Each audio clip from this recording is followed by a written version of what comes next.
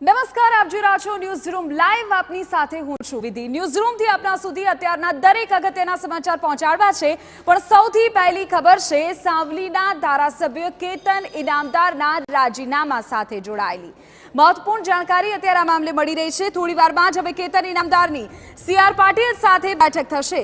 પ્રદેશ અધ્યક્ષ સી.આર. પાટીલના નિવાસસ્થાને આ બેઠક મળવા જઈ રહી છે. બેઠકમાં હાજરી આપવા માટે હર્ષ સંઘવી પણ પહોંચી ચૂક્યા છે.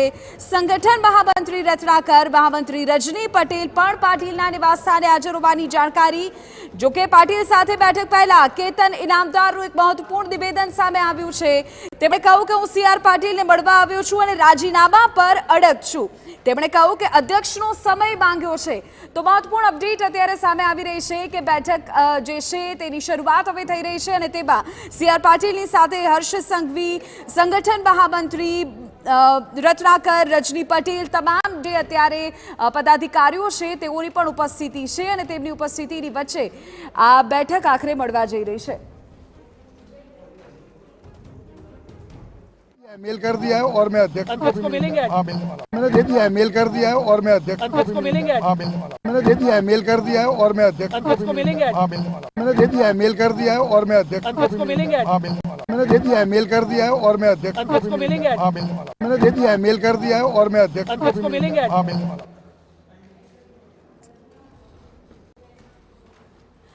તો ધારાસભ્ય કેતન ઇનામદારને બનાવવાના પ્રયત્નો અત્યારે તેજ થઈ ગયા છે. સી.આર. પાટીલ, સંગઠન મહામંત્રી રત્નાકર, આ તમામ આજે કેતન ઇનામદાર સાથે અત્યારે બેઠક કરી રહ્યા છે.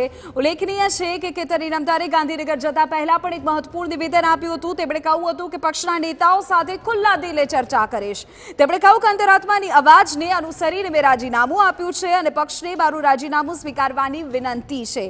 જોકે કેતન ઇનામદારે એમ પણ કહ્યું હતું કે હું પક્ષમાં છું અને રહીશ.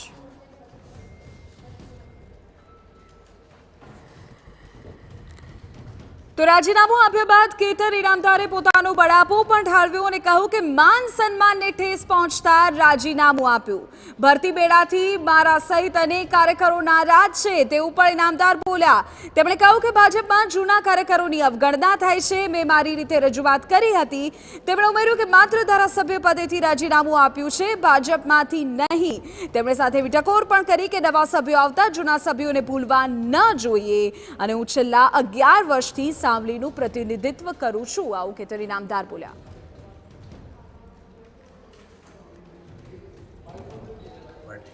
એનો કાર્યકર્તા હોવાનું પણ એક ગર્વ છે, પણ સાથે સાથે આ પાર્ટીના વર્ષો જૂના પાર્ટી સાથે રહીને કામ કરવાનું હોય ત્યારે હવે આ પરિવારને મોટો બનાવવા માટેની વાત છે ત્યારે હું એને આવકારું છું. પણ પરિવારના જે જૂના કાર્યકર્તાઓ અને આજના કાર્યકર્તાઓનું માન સન્માન જળવાય અને એમને પોતે આ પાર્ટીને ઊભી કરી છે, પાર્ટીને મોટી કરી છે એવું એને પોતે ફીલ થાય એવો તમામનો વ્યવહાર હોવો જોઈએ. મને પોતાને ઘણી વખત એવું લાગ્યું કે ભાઈ કંઈક કરતાં કંઈક, મારા પોતાની વાત કરું તો કે મને એવું લાગ્યું કે કંઈક કરતાં કંઈક મારું મન નથી માની રહ્યું. અને બીજું કે મેં મારી વાત ઉપર સુધી પહોંચાડવાના પૂરેપૂરા પ્રયત્ન કાયમ કર્યા છે, પણ કંઈક કારણસર જો મેં મારું રાજીનામું ભૂતકાળમાં પણ અધ્યક્ષશ્રીને મેલ કર્યો હતો અને આ વખતે પણ મેં અમારા વિધાનસભાના અધ્યક્ષશ્રીને મેલ કર્યો છે.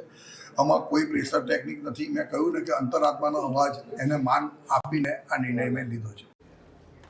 કેતન ઇનામદારને તમે સાંભળ્યા. એક તરફ ભાજપમાં નારાજગીનો સૂર તો બીજી તરફ હવે અપક્ષ નેતાઓ પણ ભાજપ પર રીતસરના ચાપખા મારી રહ્યા છે. મધુ શ્રીવાસ્તવનું પણ એક નિવેદન આ મામલે સામે આવ્યું છે. તેમણે શું કહ્યું છે એ પણ આપણે કહી દઈએ. ઉલ્લેખનીય છે કે ટિકિટ ન મળતા ભાજપથી અલગ થયેલા અપક્ષ નેતાએ ભાજપને રીતસરની ચેતવણી જ આપી દીધી છે કે ભાજપમાં જૂના કાર્યકરોની અવમાનના થાય છે, તેમને ન્યાય મળતો નથી અને નવા આવેલા નેતાઓને મોટા પદ આપી દેવાય છે. જો આવી જ રીતે ચાલતું રહ્યું તો ભારતીય જનતા પાર્ટીનો આ મસમોટો પહાડ તૂટી જશે તેવું પણ મધુ શ્રીવાસ્તવ બોલ્યા. ઉલ્લેખનીય છે કે એક તરફ ભાજપમાં નારાજગીનો માહોલ તો બીજી તરફ મધુ શ્રીવાસ્તવને પણ જાણે બોલવાનો મોકો મળી ગયો. ટિકિટ ન મળતા ભાજપથી અલગ થયેલા અપક્ષ નેતાએ ભાજપને રીતસરની આ ચેતવણી આપી દીધી.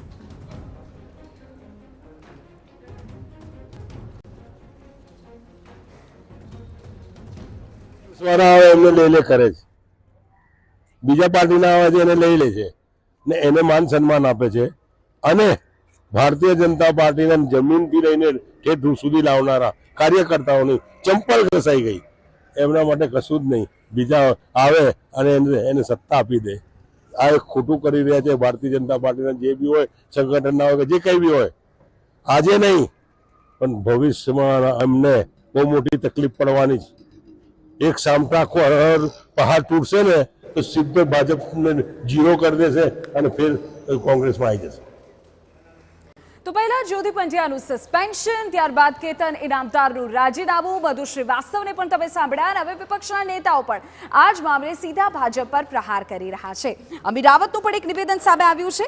તેમણે કહ્યું કે આવા રિએક્શન પહેલા કેમ ન આવ્યા. તેમણે કહ્યું કે ભાજપના કાર્યકરો ગુંગળાતા હતા, ઉકળતો ચરુ હતું, અસંતોષ હતો તેવું નિવેદન આપ્યું. આ ઉપરાંત અમીર રાવતે કહ્યું કે ભાજપમાં જૂના કાર્યકરોની અવગણના થાય છે અને ઈડી તથા સીબીઆઈનો દુરુપયોગ થાય છે. બીજા પક્ષોના કાર્યકરોને તોડીને લવાય છે અને આ તો રાજીનામાની શરૂઆત છે તેવું પણ તેમણે કહ્યું. સાથે જ તેમણે ઉમેર્યું કે હજુ અનેક રાજીનામા આપશે. કાર્યકરો જે વર્ષોથી મહેનત કરતા હોય, રાહ જોતા હોય, એમને એક બાજુ અવગણના કરવામાં આવતી હોય કે એમના અધિકારો બીજાને જતા હોય, ત્યારે કાર્યકરોમાં આક્રોશ હોય દેખીતું છે.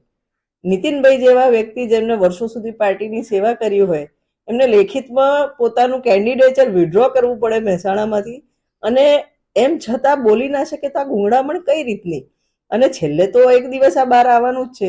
નેતાઓનો સ્વભાવ એવો હોય છે કે લોકોના ન્યાય માટે લડતા હોય, તો જ્યારે એમની સાથે અન્યાય થતો હોય તો કેટલા દિવસ સુધી સ્પ્રિંગ દબાવીને રાખશો તો કેટલા દિવસ ડબલ એનાથી ઉછળશે. ને આ તો શરૂઆત છે. મેં જ્યોતિબેન પંડ્યાએ જ્યારે રાજીનામું આપ્યું ત્યારે બી મેં કીધું તો આ શરૂઆત છે, હજી આગળ જુઓ. આને જોઈને લીડ લઈને કેટલા લોકો રાજીનામું આપશે અને ભારતીય જનતા પાર્ટી કઈ રીતના ડેમેજ કંટ્રોલ કરશે એ બી તમે જોશો.